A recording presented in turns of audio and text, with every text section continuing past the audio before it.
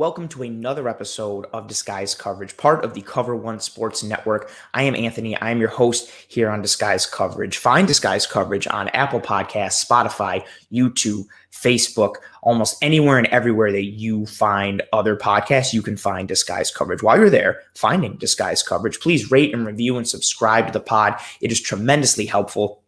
And while you're there doing that with Disguise Coverage, feel free to check out all of the other quality content that Cover One offers. We've got the Cover One podcast with Greg and Aaron. We've got the Hoof podcast with Sterling, another Anthony, and Eric. Just tremendous quality content over at the Cover One Sports Network, breaking down the Buffalo Bills and touching on a lot of topics in the NFL as a whole. Feel free to check all that out. Subscribe to all those pods and to Cover One as a whole. Find me, Anthony, on Twitter at pro__ant. That's pro2_ANT. I'm pretty active on the old Twitter. And now that little lead in is done, this episode, the Buffalo Bills playoffs push. The Bills have a bye week this week. And coming out of that bye week, the Buffalo Bills have 6 games. I know they're regular season games, but for me and for all intents and purposes, in my eyes, those games are an extension of the playoffs. And the reason those games are an extension of the playoffs is because we're going to get into the AFC East, as we know, with Miami breathing down the Bills' neck.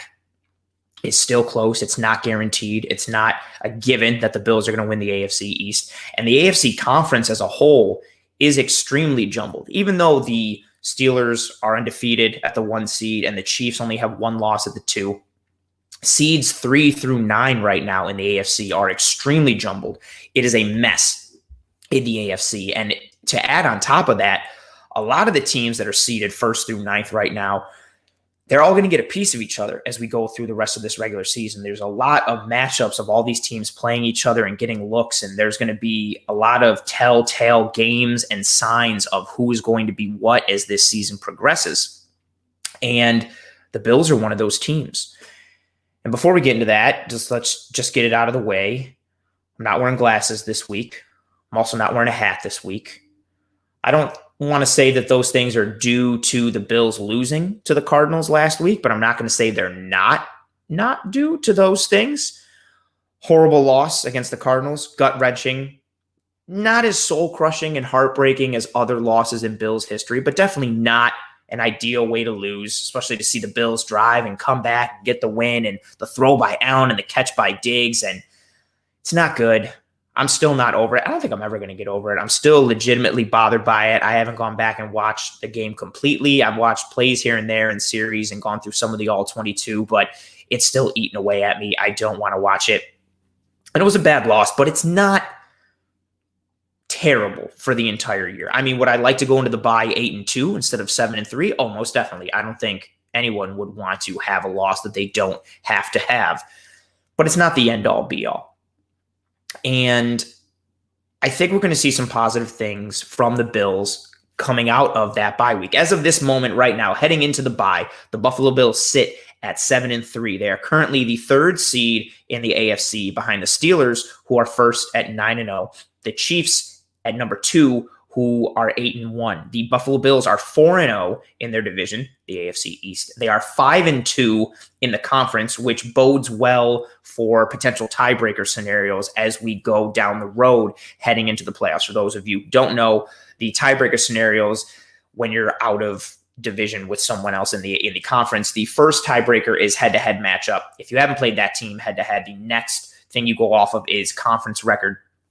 Below that is win-loss percentage in common games played, minimum of 4. After that, it's strength of victory. After that, it's strength of schedule.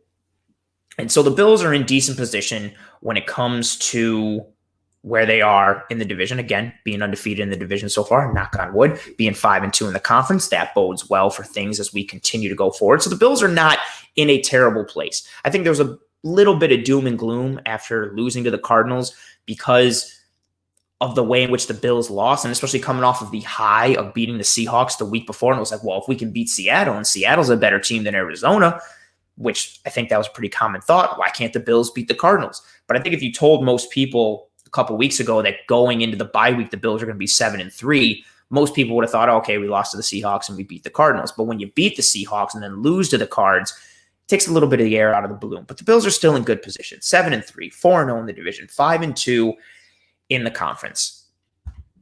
And as this comment says right here, I'm guessing that means worried about Miami. That's a good comment there from Elam PSG. Oh, two interesting European soccer clubs right there. We're going to get into that in a little bit when it comes to the Miami Dolphins and the Buffalo Bills, talking about the AFC East, talking about the AFC conference as a whole. Just to begin with things in that conference, again, Pittsburgh at the number 1, KC at the 2. Just with how the schedule lines up for the rest of the year for both the Steelers and the Chiefs, it looks like the Steelers are going to get one of those top 2 seeds, maybe even the top. The Chiefs have a harder strength of schedule as we go down. The Chiefs are at the Raiders this week, which I think is going to be an easy win for the Chiefs. The Raiders' entire defense, for the most part, has COVID and is going to miss the game. Plus, the Chiefs are extremely motivated after losing to the Raiders earlier in the year. But then their schedule, it gets a little bit interesting. They are at Tampa Bay, home against Denver, at Miami, at New Orleans, home against the Falcons, home against the Chargers. Really interesting games when they play the Buccaneers and they play the Saints. I'm intrigued to see what happens with the Chiefs. But if you look at the Steelers, pretty much a cakewalk schedule minus a couple games. They're at the Jags this week. They're home to the Ravens next Thursday night on Thanksgiving. They're home to the Washington football team, away at the Bills, away at the Bengals, home to the Colts, and home to the Cleveland Browns. Not the easiest, but also not the most difficult of schedules for the Steelers. I imagine the Steelers are going to get one of the top 2 seeds, and I would imagine the Chiefs are also going to get one of the top 2 seeds as well. I believe the Kansas City Chiefs are the best football team in the NFL. I don't think that's a tremendously hot takey statement. I don't think that's something that's come out of nowhere. I think when you look at the Chiefs offense and you look at the Chiefs defense, they are the most complete, and taking their special teams into account as well, they're the most complete football team in the NFL. The deficiencies that they have are decently to strongly covered up by the strengths that they have. And they have Patrick Mahomes, who probably is going to win the MVP every single year that he's in the NFL. It's ridiculous, the numbers that he's putting up, and it's just he's an afterthought, and the numbers that he puts up are just kind of overlooked because his greatness is already established. They have weaponry everywhere. They have good coaching. They're a very good football team. The Steelers are an interesting team, but they're a good football team. I don't think they're as good as their record states. I'm going to continue to say that. I really hope that doesn't come back to bite me in the butt as the Steelers play the Bills on that Sunday night football game. But I think the Steelers, based on the quality of team that they have and the schedule that they have, they're going to end up with one of those top 2 seeds.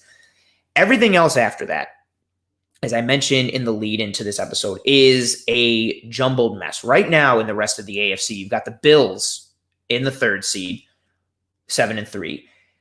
From there, all the way to the 9th seed in the AFC, every single team is sitting on 3 losses. The Bills are, again, at the 3 seed. They've got 3 losses. The Colts are at the 4 seed. They've got 3 losses. The Raiders are sitting at 5, 3 losses. Miami, 3 losses. The Ravens, 3 losses. Cleveland and Tennessee are at the outside looking in right now, but they're all sitting at 3 losses as well.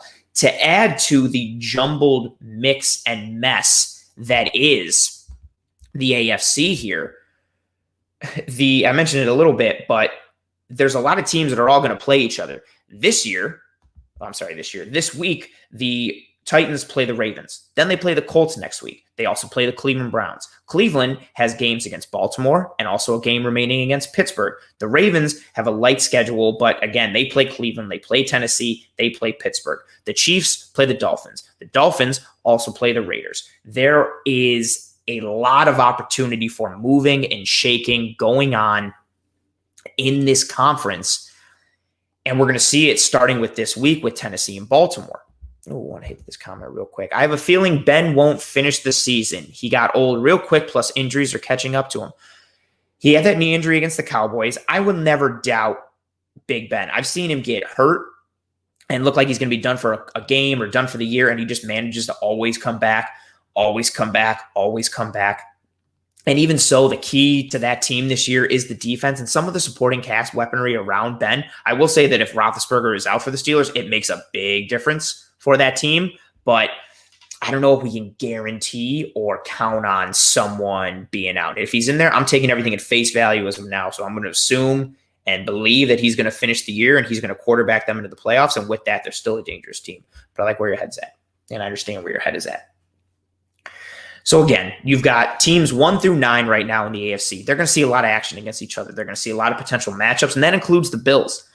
And I say all that to say this, and I mentioned it at the beginning, the Bills are in playoff mode coming out of the bye because of the current seeding and structure in the AFC and how jumbled everything is and how close everyone is to one another. A couple losses here or there, especially if they're in conference. The Bills cannot afford to have an in-conference loss. So the Chargers game, the Steelers game, the Dolphins game, if it means something come week 17, which we're going to get into in the Patriots game, are more important than any NFC clash that we have going down the rest of the year. Those in-conference games will affect not only your win-loss record, but again, tiebreakers come playoff seeding. I don't care if there are no fans allowed in the stands for a playoff game. I would much rather have a home playoff game than an away playoff game, especially with how some of the teams, depending on what state they play in, are allowed to have fans at games. So I'll take a empty home game that's basically a neutral site versus going to play on the road against a team that might have some kind of fan interaction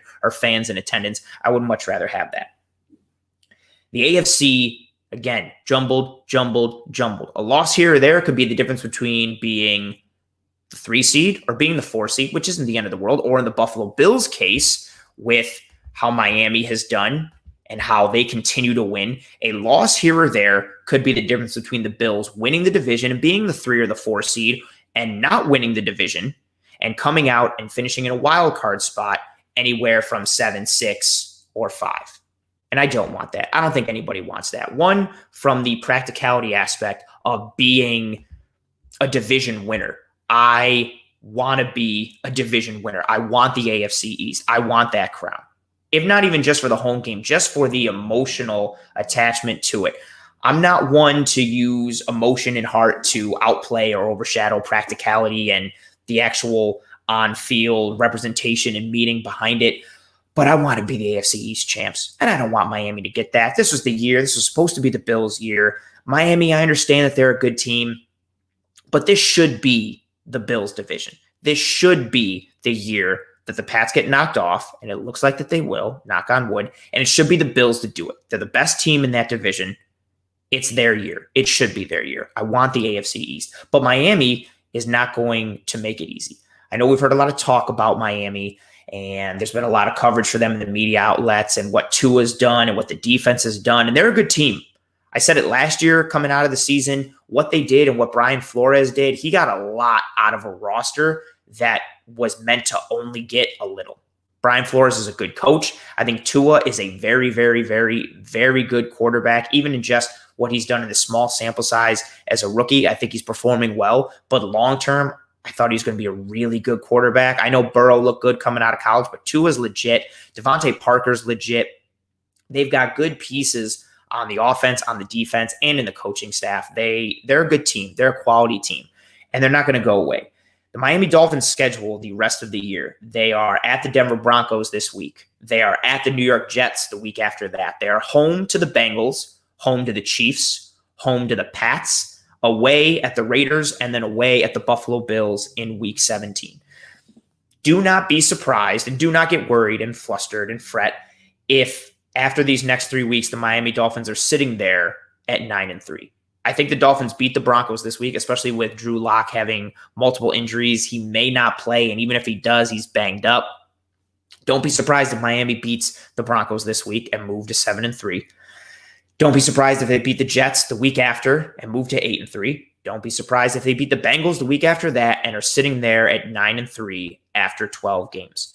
I will say it's possible for Cincinnati to beat the Dolphins. They beat Tennessee. Joe Burrow's pretty cool and pretty fun to watch, and they're a better team than their record shows. But I would still say Miami has a pretty solid chance of coming out of these next 3 weeks with a W in each week. So do not be surprised if Miami is sitting there at 9-3. Do not be surprised if all the media outlets, and I'm talking social media, I'm talking TV, I'm talking about a multitude of outlets and coverage stations are talking about the Miami Dolphins instead of talking about the Buffalo Bills. The Miami Dolphins are the sexier team in the AFC East. They play in Miami. They've got a quarterback that was awesome in college, who was a Heisman candidate, who's got national championships under his belt, who's got tons of records and wins under his belt. He went to Alabama. He played for Nick Saban. And that's the story right now. Everybody's gushing about Tua. And also, because the expectations weren't as high for Miami as they were for the Bills this year, every time the Dolphins rack up a win, it's that much more impressive and that much more fun and that much more of a story to all these media outlets and sports coverage reporters and people and writers, because it's a story that's going to draw clicks. Oh, what's that? This team that you didn't think much of was going to be, you thought they were going to be terrible. All of a sudden they're good. Oh man, what a story. Click, click, click. Sorry, I got distracted by this comment. Steve Mathis with $1.99. Doubt us just how we like it. I like that as well. I'm going to second that notion. I'm a big fan of the whole keep Buffalo a secret thing. Don't doubt us. Don't talk about us. Give that bulletin board material to show, like, look at all these people not paying attention to us. Go ahead. Talk about Miami. Talk about Miami. That's a good thought there, Steve. I like where your head is at with that. And so that's how you should take it. Exactly what Steve said. Doubt us. Just how we like it. Do not get upset when Miami wins this week, which they probably will, and the Bills sitting there on the bye. And so Monday morning, oh man, Miami's 7-3. The Bills are 7-3. Is Miami the best team in the AFC East? Are the Bills falling apart? Is this Miami's division to win? Let's take a look at Miami's schedule and show how they can take the AFC East and the Bills can't. That's going to be the story on Monday and on Tuesday and on Wednesday. And it's going to continue to be that story after next week, when the Dolphins probably beat the Jets, and the week after, when the Dolphins probably beat the Bengals. And that's okay. That's okay. Because even if the Dolphins are 9-3 at that point, which there's no guarantees that they will be, but they probably will be, after that, they're home against the Chiefs. Then they're home to the Patriots. Then they're at the Raiders, and they're at the Bills. I think Miami's a good team. I don't think they're terrible. I don't think they're as great as everybody's making them out to be. I think there's some smoke and mirrors aspect to the Dolphins, but I don't think they're beating the Chiefs. I know New England hasn't looked great, but I don't think it's guaranteed that you can say the Pats are going to lose to Miami, even if it is in Miami.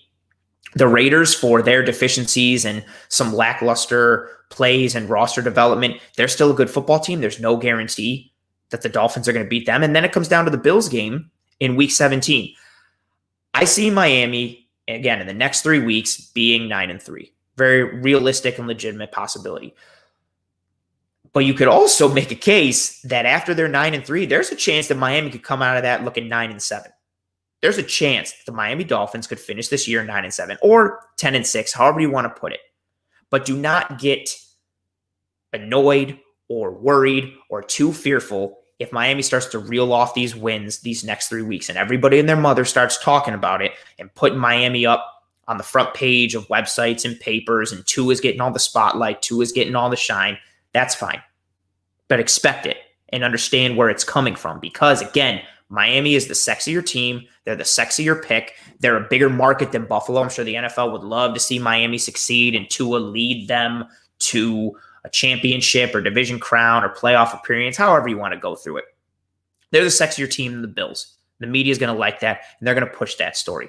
But don't get too worried about it. That being said, the Buffalo Bills cannot afford to lose any games, especially in conference, coming out of this bye week. Again, the Bills coming out, we're home against the Chargers. We're at the 49ers on Monday Night Football, home to the Pittsburgh Steelers on Sunday Night Football, at the Denver Broncos, to be determined still with that game. Then we're at the Pats on Monday night, and then home to the Miami Dolphins. In looking at this schedule for the Buffalo Bills, the remaining 6 games of this year, I don't see any game that the Bills cannot win, that they are out of. Even Pittsburgh, again, I think Pittsburgh's a good team. They got a quality defense. They're in the top of the league in a high majority of metrics, especially in sacks. They're good with DVOA. They're well coached. They have a very good mix of scheme and quality play calling, and at the same time, good players. They're a quality team. They're not 9-0 by pure fluke or pure luck or pure accident. They're a good football team. But I don't think the Bills are completely outclassed by the Steelers. That being said, the Steelers game and the Patriots game are the 2 most important games that I'm focused on coming out of the bye week. Losing to the Pats losing to the Steelers would hurt us in the AFC conference as a whole, because again, those conference tiebreakers when it comes to playoff seeding. But a loss to New England would kill us emotionally, or at least kill me emotionally. I think hurt a lot of fans. But it also hurt, again, in potentially staying ahead of Miami, which I know I just said, don't be shocked if Miami's 9-3. Don't be too worried. Don't get too flustered. Still, the reality of it is we can't afford to have too many losses coming out of these last 6 games with Miami breathing down our necks like that. That being said, I think the Bills beat the Chargers. I think the Bills beat the San Francisco 49ers. They're just so banged up. I feel bad for the 49ers. They're a well-coached team. They have a really quality roster. Again, they just went to the Super Bowl, and they were a third and long, like 3rd and 16, 3rd and 17 away from being Super Bowl champions last year.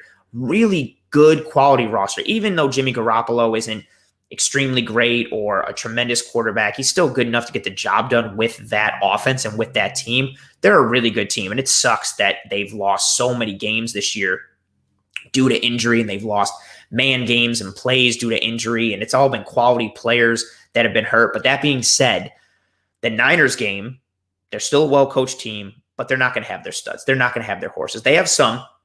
Richard Sherman should be back by then, and Warner is still a tremendous linebacker and someone who can make a difference. But that 49ers game has to be a win. Coming out of the bye, Bills got to beat the Chargers. They got to beat the 49ers. And then after that is where the schedule really starts to pick up and get interesting. Having that home game against the Steelers team that I know there's not a rivalry with the Bills. And I know it's not a team that we look at and see and think like, oh man, it's the Steelers. Oh man, they hate us. We hate them. But we beat them last year in a close game and in a game that, for all intents and purposes, knocked them out of the playoffs. Add in all the little extra social media things about the Bills players getting jacked up to renegade and how the Bills kind of made it their own thing and made a mockery of it, which is, sacrilege to the Steelers players in the city of Pittsburgh. I think this section should be called That Being Said. I appreciate that, Alex. That is one of the things I say. That being said, I appreciate you. And I appreciate you for paying attention and commenting that. Thank you very much, sir. That's going to be a big game for the Steelers. I think they're going to be jacked up, geeked up, coming into Buffalo, prime time. I want to see what the Bills do against the Steelers, against the team that, again, going into at that point, the Steelers maybe have a loss. They're going to beat the Jags this week. I think they beat the Ravens on Thursday night in Pittsburgh on Thanksgiving. The Steelers just look much more disciplined. They look much more cohesive. The Ravens look to be a bit all over the place. They've got, some infighting when it comes to players wanting the ball more with Hollywood Brown. They've got Lamar not executing to the level that he should. They've got some injuries to that offense. They've got some inconsistencies on the defense. If Baltimore wins, I don't think it's, out of this world. But the Steelers may very well come into that Buffalo Bills game, that Sunday night primetime game in Buffalo. They may very well come into that game undefeated. The Bills have the opportunity to maybe give the Steelers their first loss of the year.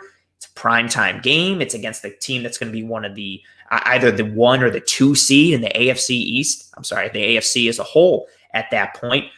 How do the Bills show up against the Steelers? Again, against a good football team. And then they go to Denver.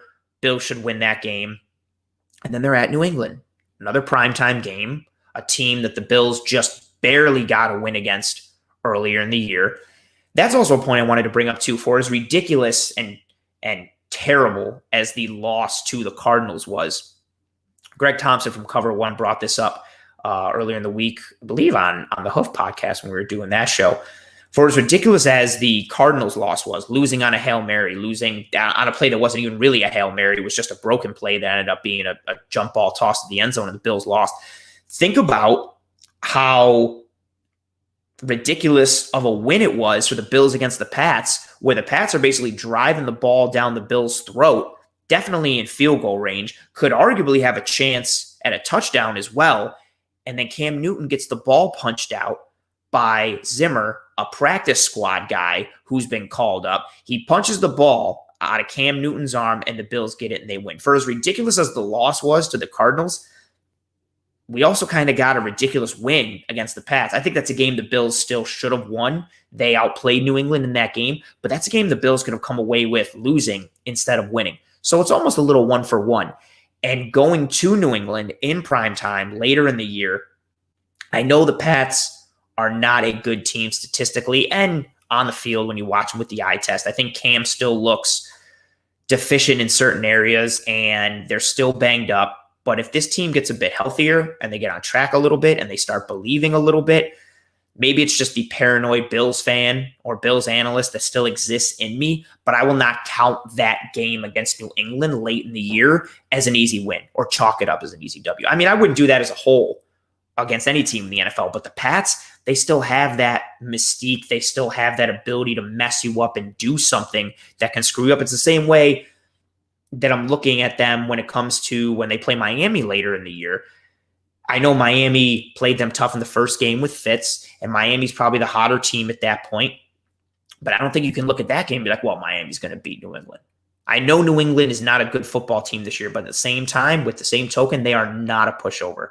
So what do the Bills look like against the Steelers? What do the Bills look like against the Pats? And then that last game against Miami, if the Bills do their job and go into that Week 17 clash against Miami with one loss on the books, I think, depending on what happens and what shakes out with the rest of the AFC, you could see the Bills rest some starters that week. The Bills may already have the AFC East locked up. They may already have their seeding or positioning locked up a little bit there. So you might not see the Bills go as hard against Miami in Week 17.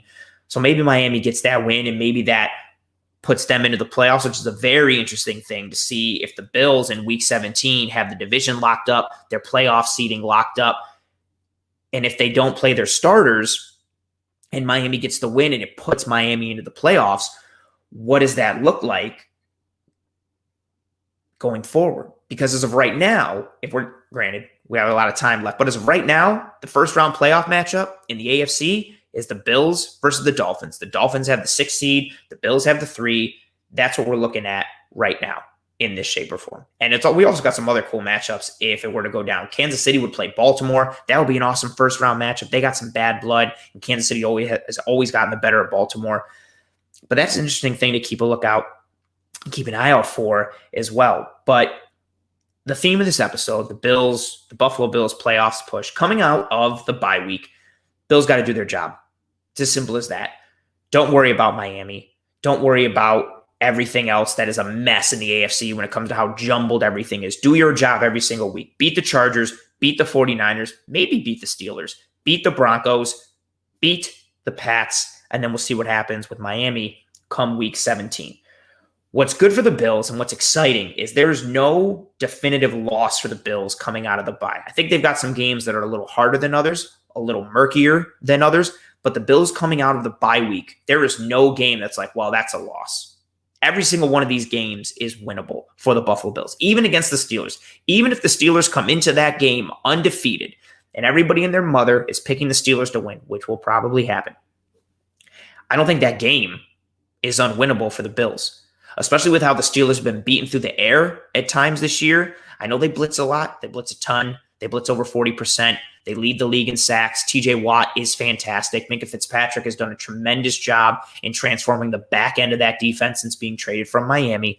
They're a good team. They're well coached. Bud Dupree is also good. They've got a good offense, but that's not a game the Bills should lose. If they do lose, I'm not going to be surprised. But if they win, I also wouldn't be surprised either. That's a game that the Bills should be in, like they've been in every single game this year. Every game is winnable, with several games being more probable in terms of those wins. Also, as we come out of the bye week, as we go down these last 6 games in the stretch, the defense is getting healthier. I know a lot of people gave the defense flack for the points they gave up against Arizona, for giving up the jump ball to lose the game, but the defense has been better over the last several weeks. In the last 3 games, they're 6th in the NFL in sacks per game. On the year, they're 7th. Currently, they are 17th in defensive DVOA. They were at 23rd heading into the Seattle game. So they went up 6 DVOA spots after playing 2 of the top offenses in the NFL. After playing the Seahawks and the Cardinals, each a top offense in the NFL, each led by a potential MVP candidate, each with quality weaponry for their quarterback, quality pieces all along the offensive side. The Bills defense went up 6 DVOA points, which is a very legitimate metric and a very legitimate thing that you should use to grade quality defenses when it comes to your advanced metrics. They figured some things out defensively in the last several games. We've seen different looks up front. We've seen a different utilization of A.J. Klein. We've seen Dane Jackson emerge. I wanted to bring up this comment here from Spin0481. Is Dane Jackson a better every down cornerback number 2 than Norman and Wallace? My heart really, really, really, really, really wants to say yes. I love Dane Jackson. I love his physicality. I love his tackling. I love how good he's looked in a small sample size. His interception against the Jets was really well documented. I loved his tackle against Metcalf in the fourth quarter of the Seattle game. I love how he locked up Hop on the very first possession of the game against the Cardinals down in the red zone, one-on-one against one of the best wide receivers in the entire NFL. Dane Jackson, unproven rookie, locked up DeAndre Hopkins legitimately, and it wasn't a fluke. It was good. That being said, I don't think right now you can say he's a better every down corner 2 than Norman and Wallace. I think Wallace is still better in coverage than Dane Jackson is. He's longer in terms of like arm length and body type. I will say that Dane Jackson's a good fit in this Bills defense. I don't feel like him at the number 2 corner spot is a tremendous vulnerability, but I'm not ready to vault him over Norman or Wallace right now. And I don't think the Bills coaching staff is either. With Norman and Wallace coming back, I would imagine seeing them get more work on the outside than Dane Jackson. Where I would like to see Dane Jackson, I'd like to see him get some work in the slot, because I know Taron Johnson came up bigger last week against the Cardinals and played much better, but he's still been somewhat of a liability throughout the entire season. And with how good Dane Jackson has been, I'd like to see him potentially see more reps at nickel to potentially limit the downside that Taron Johnson has shown at different times this year. But that's a very good question. And so to go off of Spin's comment there, we've seen Dane Jackson emerge and give the Bills quality reps. We've seen players step up due to injury and COVID quarantines. We've seen a lot of wonkiness and wackiness hit the Bills defense throughout this entire year. And over the last, really since the Jets game, we've seen this Bills defense get better. Not tremendously, not massively. We haven't seen them go from, giving up 30 points a game to all of a sudden giving up less than 10, but they are making incremental improvements week after week after week. Again, the different scheme usage of A.J. Klein, being able to plug in a rookie like Dane Jackson and get quality reps out of him. We've seen a healthier Tremaine Edmonds start to somewhat get back to the form that we expected to see him play in this year, and we expected to see based on how he played the first 2 years. We've seen more flash plays from Ed Oliver. We've seen Jerry Hughes perform very, very well on the defensive line. We've seen more plays from Quentin Jefferson. We've seen A.J. Epinesa flash a little bit. And as we move forward, the Bills should have Matt Milano back for the San Francisco 49ers game. That's tremendous. I think that makes a massive difference to the Bills defense. As much as I like everybody on the Bills D as a whole, and as great as Jordan Poyer has been this year, I think when healthy and all things equal, Matt Milano is the second most important player on the Buffalo Bills defense behind Tre'Davious White. He allows the defense to do so much in terms of matchups and looks and coverage disguising, and what he can do.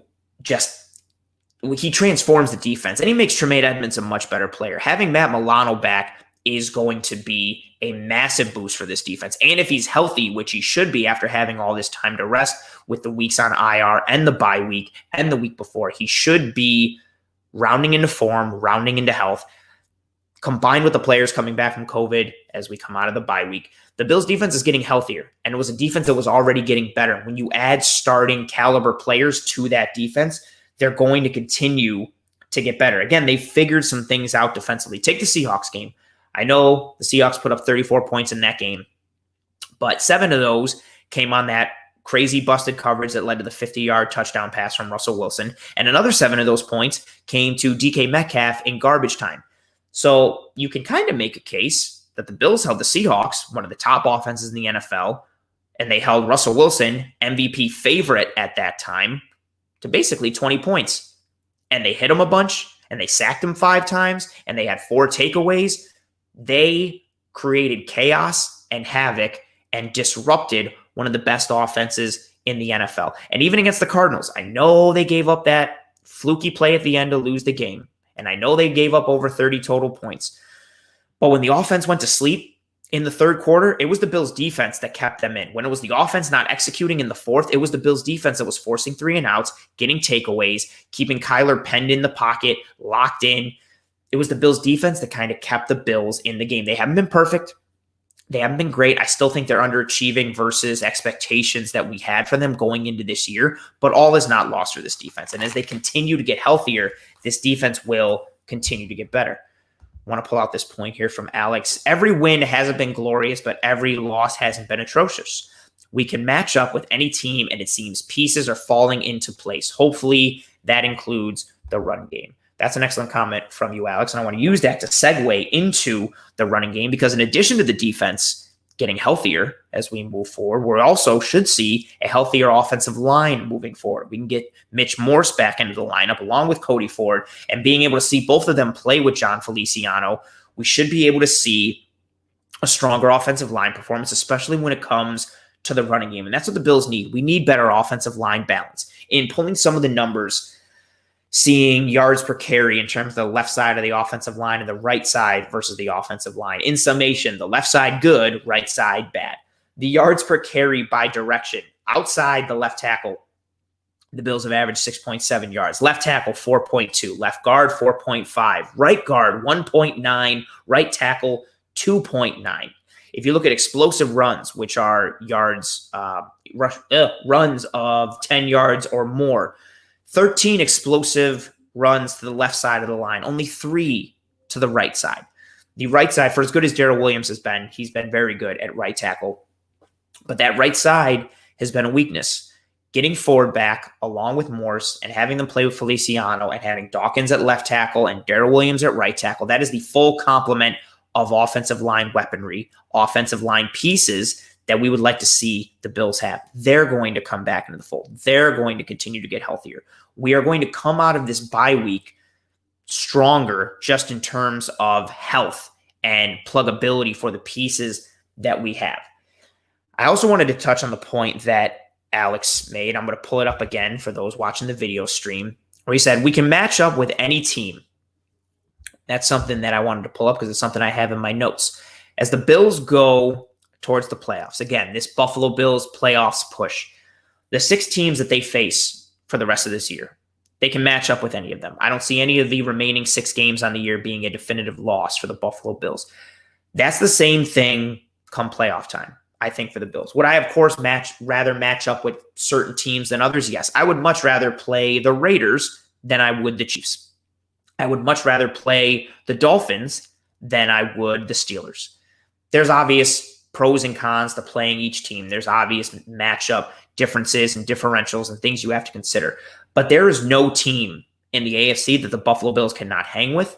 There is no team in the AFC that the Buffalo Bills cannot beat. Does that mean they should beat those teams and that it's probable that they should beat those teams? No.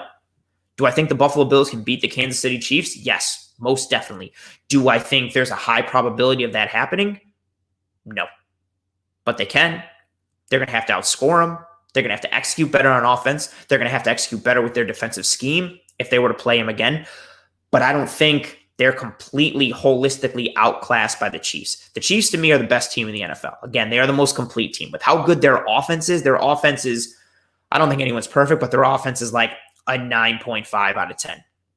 And their defense, which is worse than their offense, is at worst a 6 out of 10.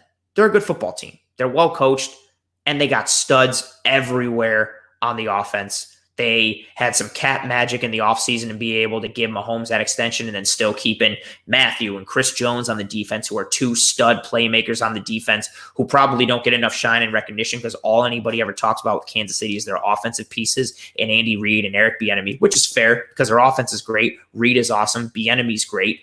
But this team is a complete team in Kansas City. But I still think the Bills can beat them. I still think the Bills can go toe-to-toe with the Chiefs.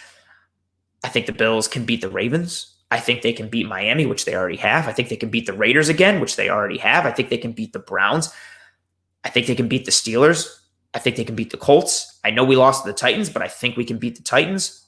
All of that being said, as is one of the themes and things that I say, there is no team the Buffalo Bills cannot beat in the AFC. Some have a lower probability of victory than others, but there is not one game that the Buffalo Bills are going to have going forward that they are definitively counted out of.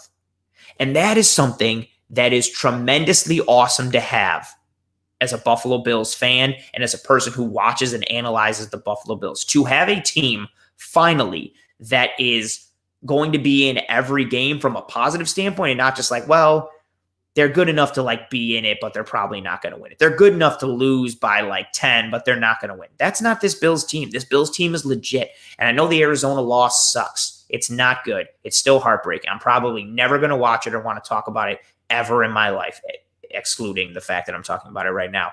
It's still rough. But the Bills are a good football team. And as they come out of the bye week, this Buffalo Bills playoffs push that they have, the first game against the Chargers, it's an extension of the playoffs. That seeding and that AFC East crown, where they fit in the AFC conference breakdown and where they fit in terms of who they get in the first round and where that leads into who they could play in the second round, provided they win in the wild card, all these sorts of things. Their playoffs push starts as soon as they come out of the bye week. And their playoffs push will get stronger as they continue to go towards the playoffs. As this team gets healthier, they're going to get better. As this team continues to course correct, as they have throughout the year, they're going to continue to get better. Brace yourselves, batten down the hatches, because I know the playoffs are still several weeks away. But when the Bills come out of the bye week and they're at home against the Chargers next week, next Sunday, depending on how you look at this Sunday versus next Sunday, but not this Sunday, the following Sunday, that's playoff mode.